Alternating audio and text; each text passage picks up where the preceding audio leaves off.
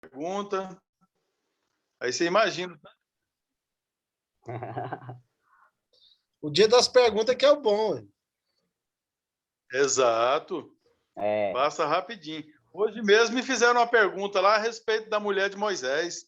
A outra mulher de Moisés, sem ser Zípora, a Coxita. Aí eu fiquei de levar a resposta sexta-feira. Falei, tem, Moisés teve outra mulher. Onde é que tá, pastor? Eu falei, não sei não, mas sexta-feira eu trago para vocês. Inclusive, Miriam e Arão reclamou dele por causa dela, né? Exatamente. Números, capítulo 12. Justamente. Foi nessa ocasião que Deus falou assim, é o seguinte, ô Miriam, Arão, presta atenção. Com vocês e com os outros profetas aí, eu falo é por sonho. Agora, com Moisés, eu falo é cara a cara, deixa ele em paz. Acho que não é capítulo 6, né? Não? Essa bola toda que você está pensando, não. Não é por aí, não. Com Moisés lá, eu falo é tete a tete. O bom é Deus, a expressão que Deus vai usar, né? Se houver outro profeta, eu falarei por sonho. Agora, como eu servo Moisés, é um negócio diferente. Então, Não tinha moral. acho que chegou todo mundo aí. Vamos começar esse negócio. Dar uma amenizada nesse calor.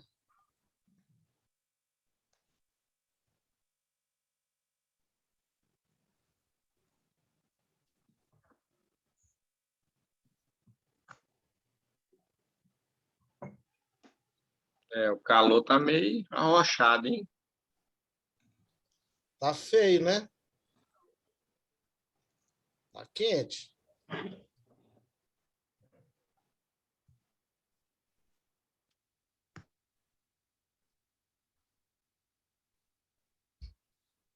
Ok. Que o Senhor nos conduza nessa aula, né? Em nome do Senhor Jesus Cristo. Amém.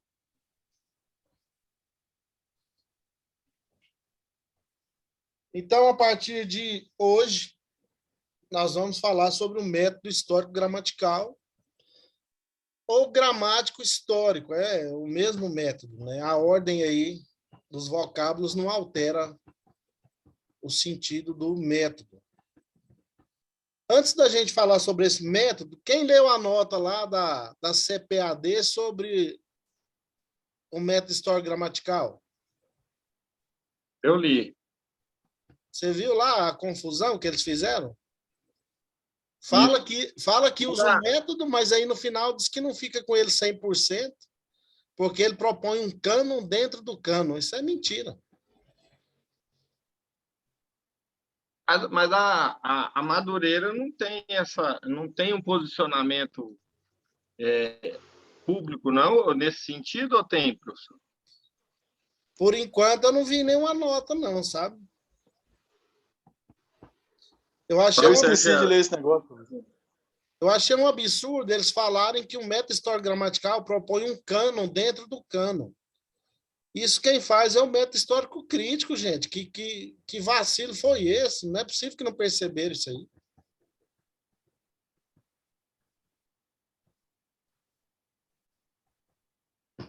Então, vamos lá. Todo mundo está vendo o slide aí, método histórico-gramatical? Sim. Sim. Ok. Então, o método histórico-gramatical parte da premissa de que a Bíblia verdadeiramente é a palavra de Deus, ou seja, inspirada, confiável, inerrante, infalível, autoritativa e suficiente. Todo mundo concorda que a Bíblia é isso aí? Sim. Sim. Então, esse método reconhece a Bíblia dessa forma, por isso que a gente vai usar ele como princípio de interpretação das Escrituras. Porque ele... Professor. Oi.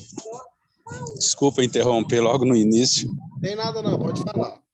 Eu fui questionado não, de alguma forma foi me proposto uma informação hoje, eu queria saber da parte do senhor, por consequência até do que o senhor está citando aí. Palavra de Deus inspirada. No caso, o cidadão me disse que a palavra de Deus a nós, ela não é falada, ela é inspirada para que eu venha a procurar recursos mediante a própria palavra para poder entender, ou seja, Deus não fala, Deus nos inspira, isso é verdade?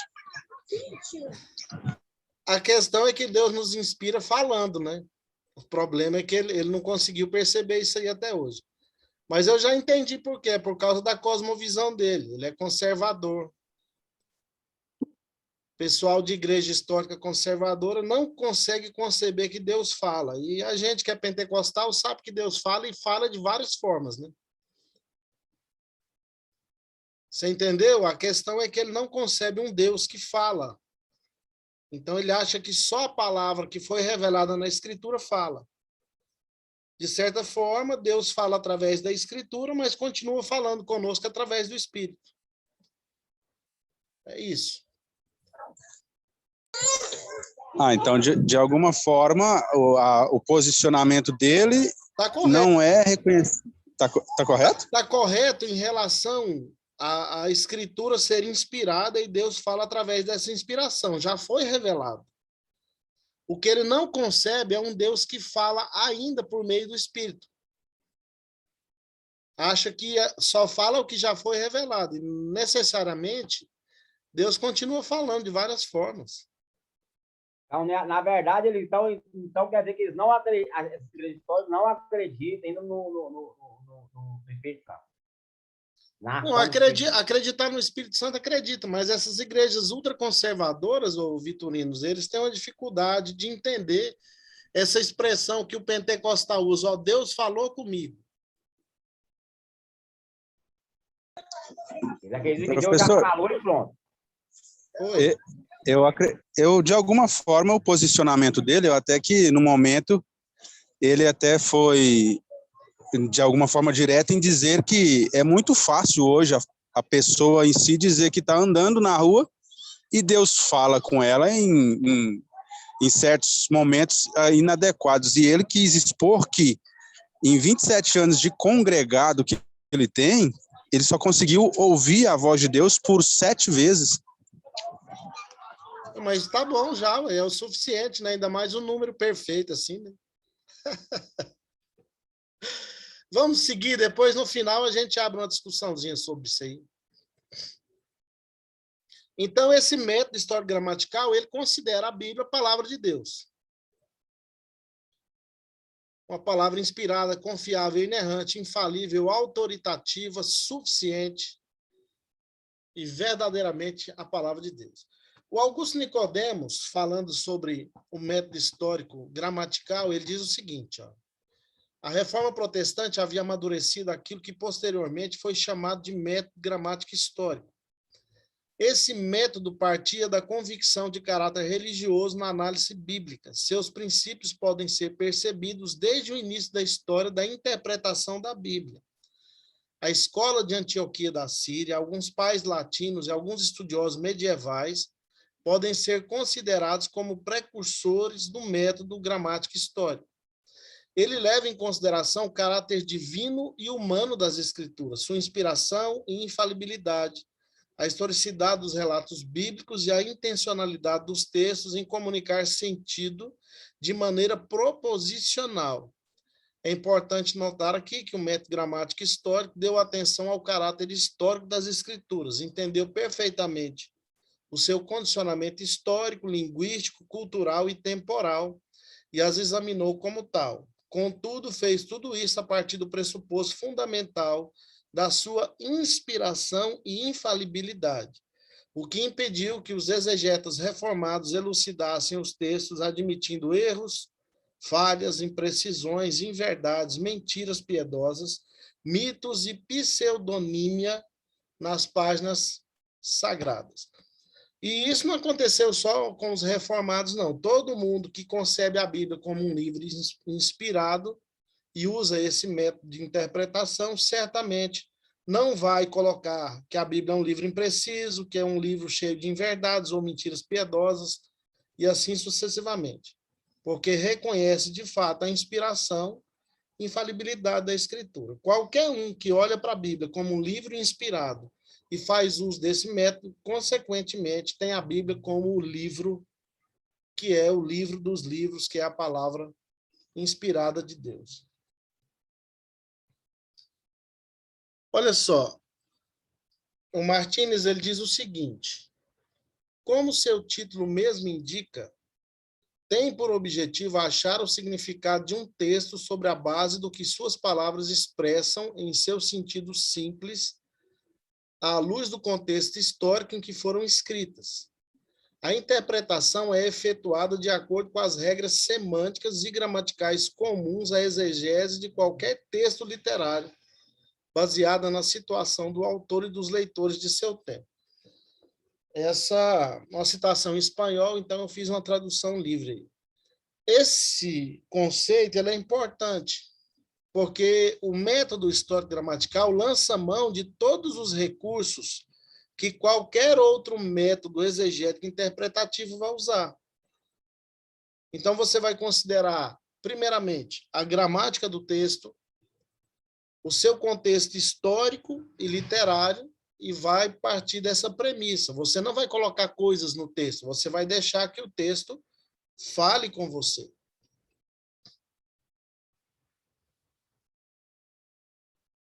Em suma, o método histórico-gramatical de interpretação não impõe como a interpretação da escritura deve ser feita. Muito pelo contrário. É a Bíblia que determina, por meio de todos os aspectos gramaticais existentes em seus textos e de seus contextos histórico e literário, como ela deve ser interpretada. Então, quem vai te dar o roteiro de interpretação é a própria escritura. Não é o método em si, não é qualquer regrinha básica de hermenêutica ou de exegese que vai te dar o roteiro. O que vai te dar o roteiro é a própria Bíblia.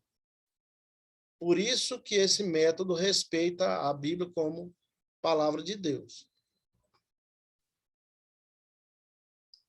Então, nós vamos trabalhar o contexto histórico, né?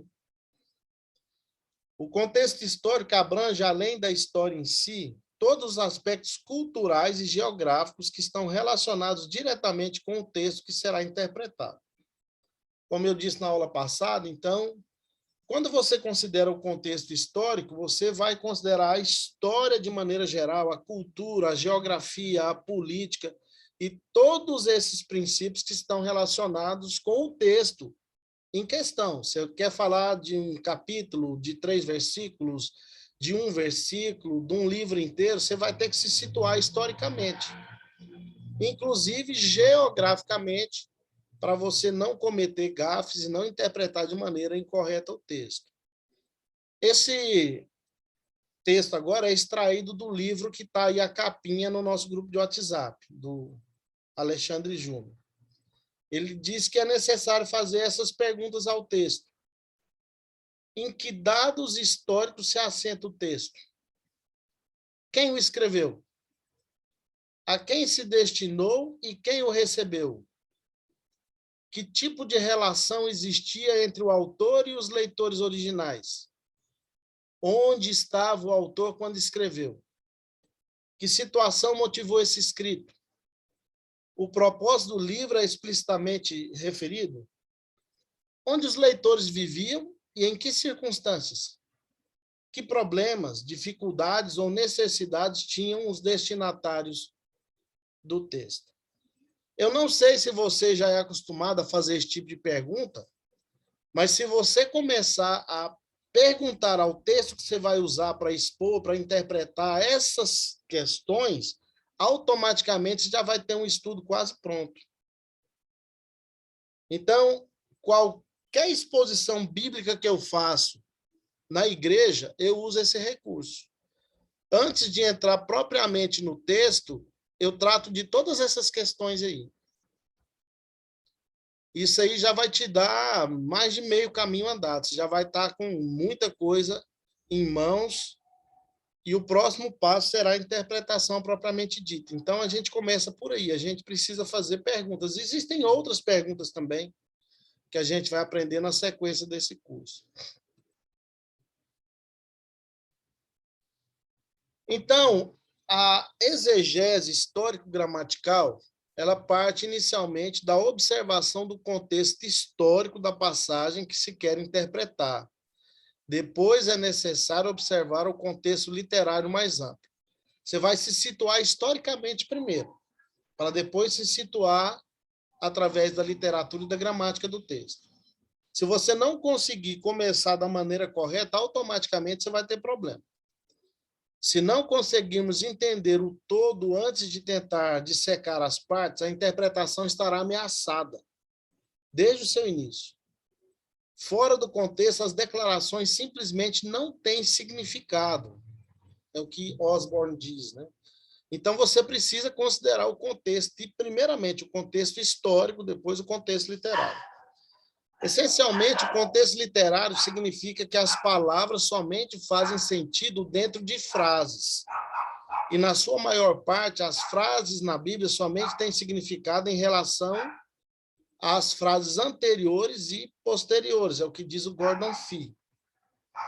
E o Clayton André Kunz, ele diz o seguinte: a leitura de um texto dentro do seu contexto é a atividade mais importante da exegese. Guarda isso. A leitura de um texto dentro do seu contexto é a atividade mais importante da exegese. Por exemplo, essa condição que o Gordon Fee levanta aí, de que textos e palavras só têm significado dentro de frases, e frases têm significado dentro de outras frases, tanto anteriores quanto posteriores, é muito importante. Porque tem gente que faz uma análise lexicográfica de uma palavra do texto, trata da questão de significado, referencial histórico e acha que interpretou o texto. Não. A gente precisa analisar o texto de uma maneira geral. Não é se interpretando o significado de uma palavra dentro do texto que a gente vai chegar à interpretação plena do texto. É importante você analisar lexicograficamente cada palavra, mas se não tiver harmonizada com o contexto de forma geral, não é interpretação.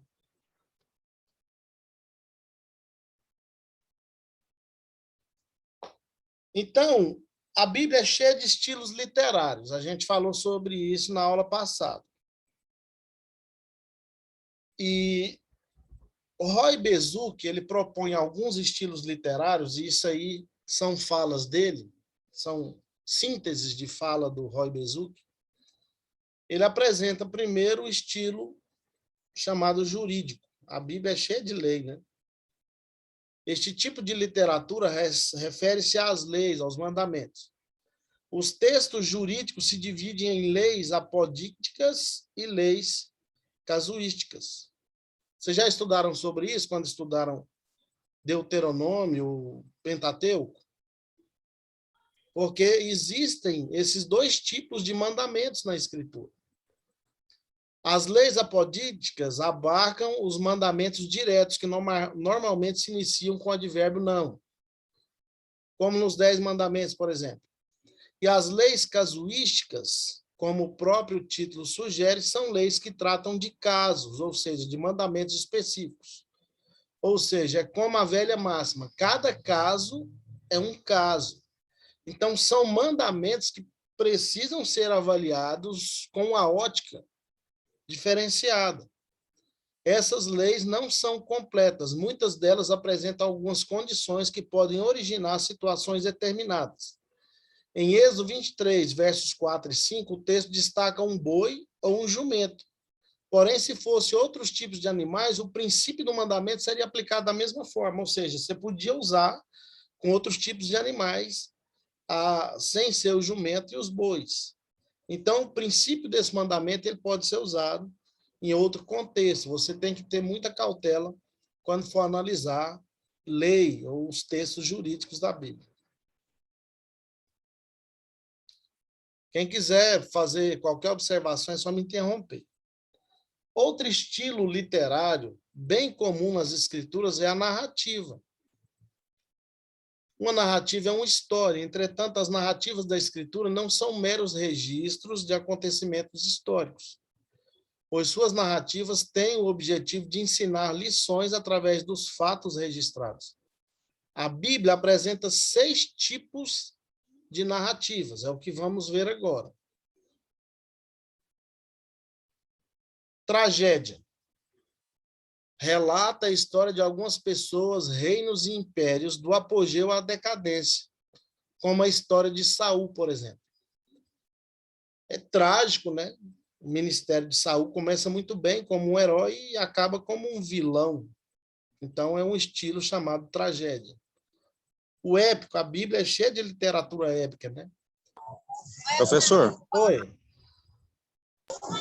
esse método literário, cada um tem um método ou é de observar que o método é um só para todos? Não, os estilos literários na Bíblia eles são claros. A questão de avaliar o estilo que o autor usou para escrever é muito importante. Então, estou destacando aí os estilos de narrativa que existem na escritura. Depois você vai ficar satisfeito no final quando a gente for explicar isso aí com mais clareza. Vamos caminhando. O épico contém uma série de episódios centralizados em um grupo de pessoas, em uma pessoa específica. Um exemplo explícito de um épico é a peregrinação de Israel no deserto. Então, nós temos aí recortes históricos de 40 anos de peregrinação, né? Então, o épico trata dessa questão. Romance, tem romance na Bíblia? Claro que tem, né? Aborda a relação romântica entre um homem e uma mulher. Os livros de Ruth e Cantares fazem parte dessa forma de narrativa. O problema é que a maioria das pessoas querem olhar para o livro de Cantares apenas como um livro que trata do relacionamento de Deus com a igreja, né? Isso não é verdade. É um livro que trata de romance, do amor de um homem para com a sua esposa e assim sucessivamente. O heróico. Essa forma de narrativa destaca as vidas e os feitos heróicos de um indivíduo. O relato sobre a vida e a ação da maioria dos juízes e a história de Davi fazem parte desse tipo de gênero, ou seja, trata... Valente de Davi, né, professor? Então, trata de atos que são, de fato, heróicos, né? Nem todo herói usa capa e veste a cueca por cima da calça, né? A Bíblia é cheia de literatura nesse estilo heróico, principalmente nos juízes, né? Sansão, por exemplo, né? Sansão, já veicularam vários filmes sobre Sansão, né?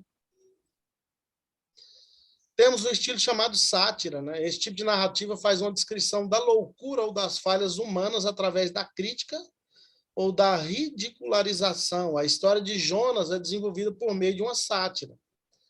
E essa sátira do livro de Jonas é muito interessante, porque Deus faz um peixe tragar um homem e ficar com o homem 3 dias dentro do seu ventre.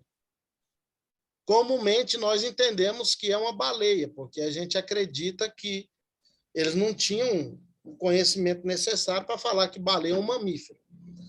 Mas presta atenção no que está por trás dessa história. A nossa aula termina em 10 minutos já. Olha o que está por trás dessa história. Presta atenção. A deusa dos ninivitas é a deusa Instar. O nome Esther é uma homenagem à deusa Instar, porque o nome mesmo judaico de Esther é Hadassa, né? Hadassa.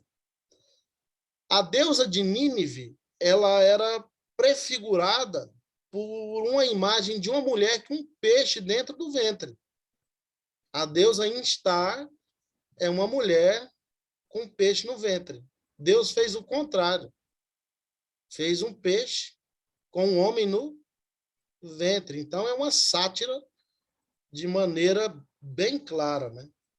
E temos aí a polêmica.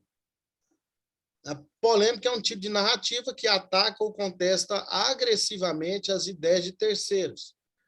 As 10 pragas do Egito e o episódio de Elias desafiando e vencendo os 450 profetas de Baal fazem parte desse tipo de narrativa. Então, é só lembrar que cada praga do Egito não foi lançada aleatoriamente. Foi lançada propositalmente porque Deus estava punindo as 10 principais divindades do Egito.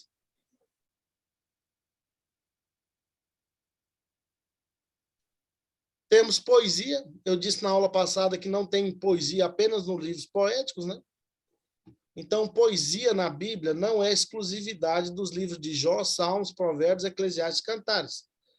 pois ela está presente em várias passagens do Antigo Testamento e em alguns do Novo. O Cântico de Maria, as palavras de Zacarias, são registradas no primeiro capítulo do Evangelho de Lucas em forma poética, né? O Cântico de Maria, conhecido como Magnificat, é poesia pura. Tem até música que fizeram em cima dele, né? Minha alma engrandece ao Senhor, meu espírito se alegra em Deus, meu Salvador. Muito bonita a poesia. Nós temos a literatura sapiencial, propriamente dita, que é toda a literatura de sabedoria, e ela tem caráter poético, porém nem todos os escritos poéticos são sapienciais. Existem dois tipos de literatura sapiencial: a proverbial, temos o livro de Provérbios, e a reflexiva, né, o livro de Eclesiastes. A proverbial consiste em preceitos, não em promessas, em diretrizes, não em garantias. A reflexiva é aquele tipo de literatura que apresenta uma discussão sobre os mistérios da vida. Os livros sapienciais na Bíblia, esse acento não tinha que estar aí, são Jó, Provérbios e Eclesiastes. Alguns estudiosos incluem a este grupo o livro de Cantares. Nós temos um tipo de literatura específica aí no Novo Testamento, que são os evangelhos. Os evangelhos são mais do que a biografia de Jesus, eles são narrativas que descrevem os ensinamentos e a doutrina de Cristo. O objetivo dessas narrativas é apresentar Jesus aos seus leitores. Até a época de escrever sobre o Cristo, não existia esse estilo literário chamado evangelho. É um estilo literário que trata das boas novas. E temos o discurso lógico, que é chamado de literatura epistolar, são as epístolas, né? A maior parte do Novo Testamento foi composto por esse tipo de literatura. Este gênero literário se estende de Romanos a Judas no Novo Testamento. Existem dois tipos de discurso lógico: discurso expositivo e discurso exortativo. O expositivo explica as verdades e doutrinas, quase sempre com base na lógica. O exortativo, como o próprio nome declara, exorta através dos textos, ou seja, repreende certos comportamentos e apresenta verdades a serem seguidas. E temos a literatura profética. A literatura profética requer um tipo de interpretação especial, né?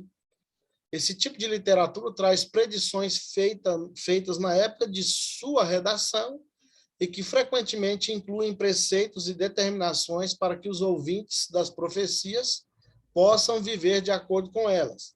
Dentro deste tipo de literatura encontram-se os textos apocalípticos, trechos de Ezequiel, Daniel, Zacarias e o livro do Apocalipse propriamente dito. Então, deixa eu ver vocês aqui antes que caia o nosso link. Então, quando você vai interpretar a Bíblia, não é sair aleatoriamente interpretando de qualquer jeito. Vamos identificar o estilo literário. Vamos identificar o contexto histórico, né? Para a gente não cometer gafes que têm sido cometidos aí ao longo da história. Falei com vocês, é inadmissível com o nosso nível de informação, um pregador hoje falar que a baleia vomitou Jonas na praia de Nínive. A praia mais próxima de Nínive ficava a 600 quilômetros. E foi na onde, professor, então? Provavelmente lá em Jope, lá no porto onde ele fugiu. Provavelmente o peixe devolveu ele no mesmo lugar para ele começar tudo de novo. Então, é inadmissível, né? A Nínive fica hoje onde é o Iraque. A praia mais próxima lá era 600 quilômetros. E outra coisa, aquela história que eu já mencionei com vocês, até coloquei no artigo, sobre a porta em Jerusalém, chamada Agulha, né? Um clérigo da Igreja Católica, no século XII, chamado Teofilacto, inventou uma porta em Jerusalém que nunca existiu. E ele deu o nome à porta de agulha. E ele disse que quando Jesus fala que é mais fácil passar um camelo pelo fundo de uma agulha do que entrar um rico no reino dos céus, ele disse que a porta, a agulha, estava lá em Jerusalém, e se um camelo se ajoelhasse no chão e se espremesse, ele passava por ela. Só que é até interessante, mas a porta nunca existiu. nunca existiu. O cara não conseguiu interpretar o texto, inventou uma porta. E tem muita gente que vai por aí, né? Não consegue interpretar o texto, inventa uma interpretação. Outra coisa muito comum, corriqueira, que a gente ouve nos púlpitos das nossas igrejas, que Deus mudou o nome de Saulo para Paulo. Saulo para Paulo. Né? Que o nome dele em hebraico é Saul, uma homenagem talvez a Saul, né? Ou o termo Saul em hebraico, ele significa que foi recebido mediante oração. Ou a mãe de Paulo era estéril, e eles oraram para ele nascer, por isso que ele recebeu o nome de Saul, ou foi mesmo uma homenagem ao rei Saul. Só que eu acho isso mais difícil, né? Homenagear um rei que terminou a vida de maneira trágica. Mas a questão é que ele não recebeu outro nome. O nome Saulo é a forma latinizada do nome hebraico. E quando ele, então, resolve usar o nome Paulo, que era o seu nome de cidadania romana, o seu título de cidadania romana, porque era comum quem era membro do Império Romano receber um título de cidadania para fazer parte do Império. Então, o nome dele, latino, era Paulo. O nome hebraico era Saulo, Saulo, na verdade. Então, não mudou o nome, não. Se você olhar lá em Atos 9, a Bíblia diz que ele tinha os dois nomes. E ele também se chamava Paulo, que era o nome de cidadania dele. Mas aí o povo não estuda essa questão de cultura, de história, e comete esse tipo de gafe. E esses aí são simples. Agora tem uns que ferem a escritura, né? De maneira severa. Quando o cara fala que vomitou lá na... Coisa. Hã? A mesma coisa de José no Egito. Ele não mais foi chamado de José, desafinado de Paneá. Então. Ou Pané. Por quê? Porque era abominação para os egípcios sentar com o hebreu. Aí deu a cidadania egípcia para ele, mudando o seu nome. Então. Desafinado de Pané. Isso é verdade. E quando a gente percebe que pessoas cometem esse tipo de gafe, a gente sabe que ele nem estudou para pregar, né? Aí já perde a credibilidade, né? Você fala, ixi, o cara picou o fumo, não estudou, não preparou o sermão, não dá. Então, quando a gente for preparar uma mensagem, ou for querer interpretar um texto, não tenha preguiça de analisar o contexto histórico e literário. E Professor, na nossa... Oi. Uma pergunta. Sobre aquele texto de João capítulo 5.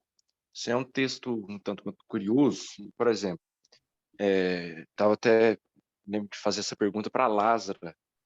E a gente olhou lá, ela pegou os textos gregos lá na biblioteca, e aquela parte que o anjo descia nas águas, que lá diz que não tem alguns originais.